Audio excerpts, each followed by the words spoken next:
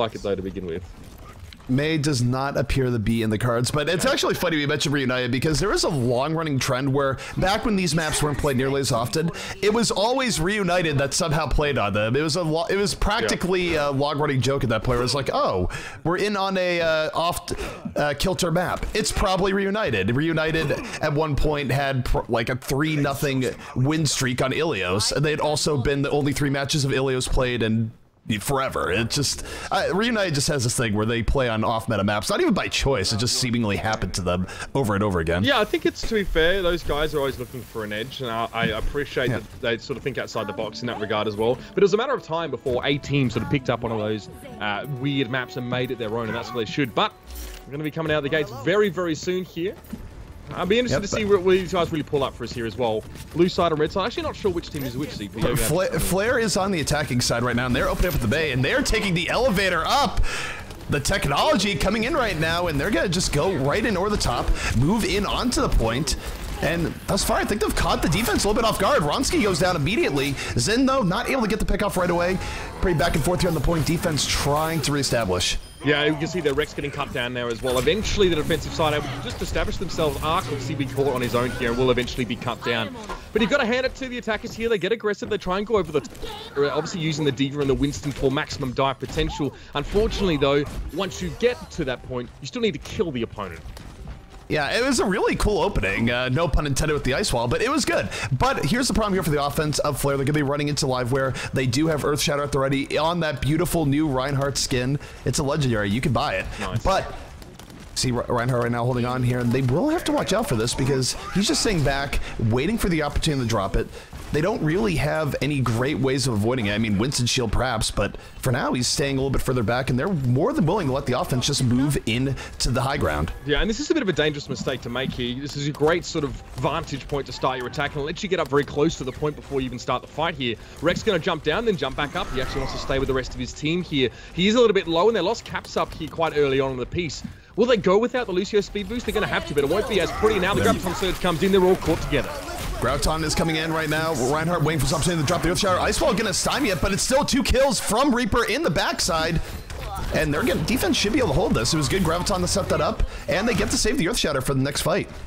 Yeah, I find it very interesting actually seeing this May on the offensive side here. It's going to give you, I guess, a safe passage through. You can see that she's Pink was using it at a diagonal angle to let him get in on towards the side and up the top. But now they've switched out for Hanzo. So obviously this man has had a bit of a buff in recent times. They're going to be looking for a pick off. That's why the Roadhog comes in as well. Let's see if it works, because it's not that far to walk back to this point if you're defending. No, and here's a scary thing, though, for the offense here. If they don't get picks off with Hanzo, they only have about 2 pushes left. And if they use their support ults here, this is basically their window to win the game. If they go all in with their support ults and they don't take this here Uber, they are in a terrible position. So now for Flare, this is pretty much all or nothing. They're moving in. Soundbear coming in. The fight is set. Yeah, Deadeye comes in there from Zinthera and gets himself 2. Rodsky missed a hamster fall down. That's a McCree and a Zenyatta falling by the wayside. Fates will hits a massive hook, but won't be able to follow up. He's going to get cut off a little bit towards the side, but this will eventually work out for Flare. To be fair, ZP, off the back of a nice Deadeye like that, you really be doing something wrong if you don't get the point. Absolutely. It was a good Deadeye. It was set up well by the support ultimates.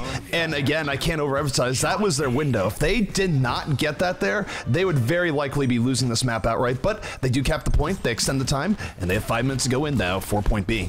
This amount of time, and even Norin going down there to pick. So this Hanzo coming in just for those dice roll picks is actually working out quite nicely. They're going to contest this high ground as well, but it's a chance coming straight in there from Squan there as well. He does hit it, but doesn't get the damage across. He gets discorded, goes a little bit low here, and now Flare have to pull the trigger eventually. They're waiting around for a little bit too long here, and you can see Squan actually manages to pick 2.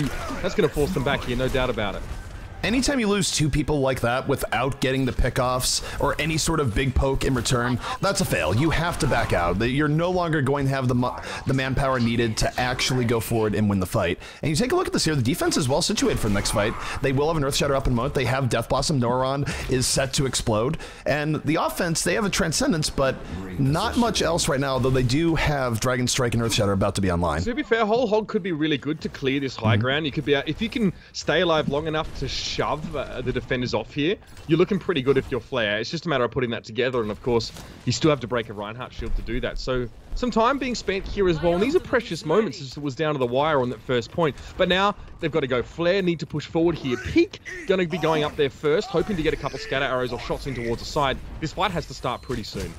It does need to start pretty soon. You take a look at Noran. Noran's just content to sit here in the corner. He's protected by the Reinhardt on one side, just waiting for his opportunity to drop right down. Death Blossom can be a huge factor in this next fight. Arcano can stop it with the Transcendence. Here comes Dragon Strike in from the ground. Catches the defense a little bit off guard. They get one kill effectively off that. Death Blossom coming in lane the fight. Transcendence, though, completely stymieing it. Yeah, Ark going to use that one there as well. Stay alive. And that's important for Rex. The Reinhardt going to benefit so much from the healing. Now, Tup Salami having to get out towards the back, and this could be Liveware being broken. Zyper now as well going to have to use the Graviton Surge. Not much follow-up there as well, but Ron's coming for the backside. Tries to get the Deadeye. Shield going to be blocking him. Baron gets 2 kills there, and it's going to be the defenders having to rush back out here, but it's going to be seriously hanging on the edge.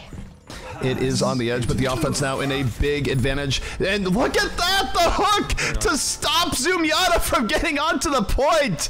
Oh my goodness, he might be immune to damage, but he's not immune to the CC from the hook, and you don't see that all that often, but a good way of keeping Zen from stalling. Now, a lot of people forget that. You can actually impact Zenyatta. A lot of people see him coming and just sort of either ignore him if he's the only guy sort of stalling the point, or run away if he's healing his team, but that's really nicely done. That would have given just enough time there as well for Liveware just to delay it a little bit more.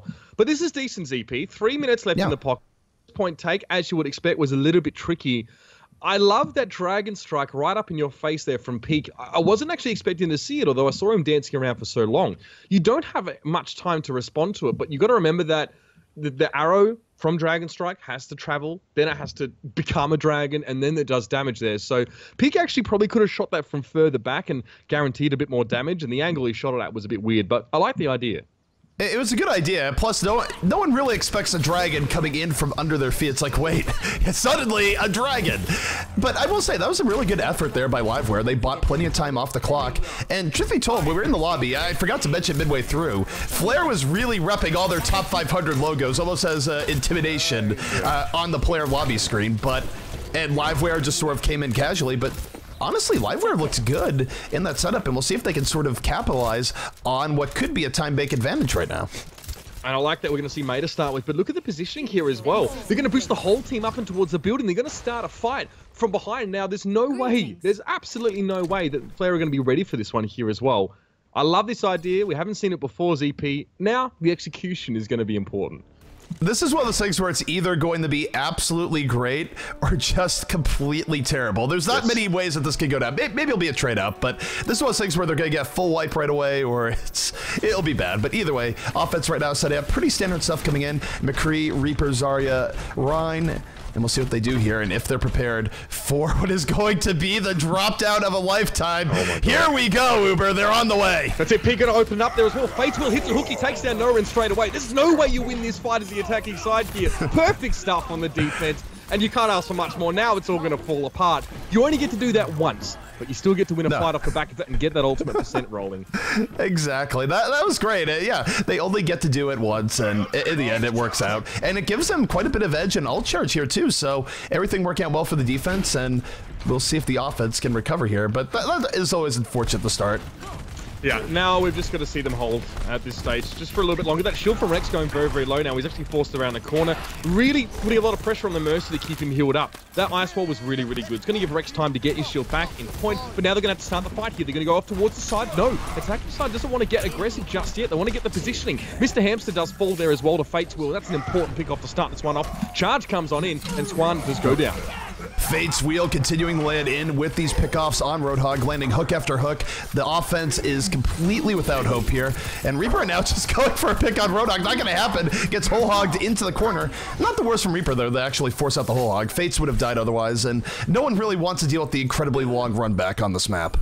It was a good reaction, I think, as well, to start the fight on the attacking team as they tried to go off towards the side. Ideally, if you're attacking, you don't even try and poke. You get in the side room, you get up the top, and you go for the point here. They seem to be, I guess, distracted and want to fight there as well, but close quarters is not ideal for that, especially if you've got a Mei. You can really do a lot to disrupt the enemy team around corners and in those little corridors.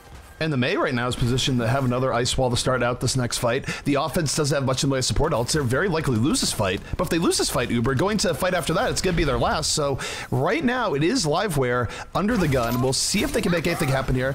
Ice wall comes in, is somewhat baited out by the D.Va. D.Va just flies away effortlessly, so they're not going to have WAP. They're going to have to open up with the Blizzard. Blizzard is out, but the offense just rushing right through. Here comes Elrond in the back. Death Blossom gets nothing. Fate's Wheel able to shut him down immediately, and the defense looking good once more. There's the Arc as well, just keeping the defenders nice and healthy. Liveware going to fall apart here, no doubt about it. The Blizzard from Peak did absolutely nothing in that fight, but still they're able to get across the front of that one now. Zypher hooked in and gets stunned pretty much immediately there as well. Now waiting for Lucio to die, which is often a painstaking experience. There's no time. There's a minute and 30 seconds here for Liveware to make their way on in. Peak will have a wall this time as well. It's going to be frustrating. It may have been baited out somewhat last time, but he's going to have a lot of storm mechanics ready here. Although no Blizzard, but ults, we've got a Resurrect and an Earth Shatter for Rex. This could just decimate Liveware on this push. It could decimate, and Peak could still get Blizzard midway through. He built the ults really, really quickly, so a lot of outs here for the defense. If they win this fight, they're likely to win the map outright. The offense, they have two support ults, so they're going to open up a Sound Barrier. Sound Barrier is moving in. Oh god, there comes the Earth Shatter as well. No round and Klein get knocked down. The chance comes in as well. He gets on towards Zypher there as well. Whole Hog just to distract across that fight. And Syntheron able to do a lot of work from the backside here. It's a Zenyatta War, and Ark is going to win out on that one now as well. Rex is going to go and get some health, but still, excuse me, attacking team actually getting on towards the point here, but that's the Resurrect. That's the extra numbers that Flair are going to need here to win this one out.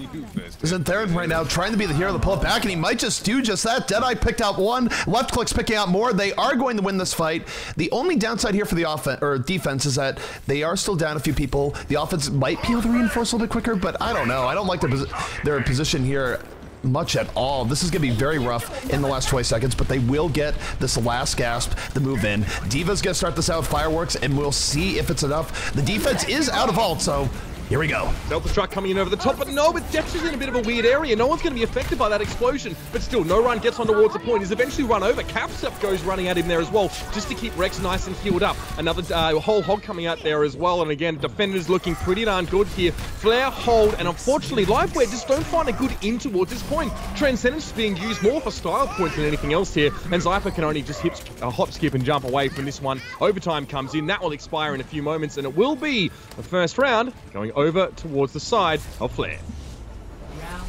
Really good stuff coming out from Flair. It looked like Liveware had a good shot of pulling this in their favor from their early defense, but they were not able to get things going on their attack. Unfortunately, here in Hanamura, that means that they are out. I believe this first round is a best out of one, so that might be it for Liveware today. Interesting showing, but now I'm curious to see what Flair is going to do later in the day. They do, of course, again, going off the lobby, they had a bunch of top 500 players, and it makes you wonder if is this a new team that's really going to make good showings later in the day. We'll just have to see. Yeah, no doubt about it. I like the fact that, you know, when you come out of the gates with the Mei, if you're defending, you actually have that to begin with. You can do that kind of stuff. You can put Bastions in weird positions, you can boost people up to locations that otherwise wouldn't be able to reach. And no one is going to be able to predict that kind of stuff. It's very, very hard to read into, you know, a defensive team that's boosted up behind you before you even start there. Now, that didn't win the round per se, but then from that point, the ultimates got rolling on, and there wasn't really any point where there was an in for Liveware. So, will there be contenders? It's just not a great example, I think, for us to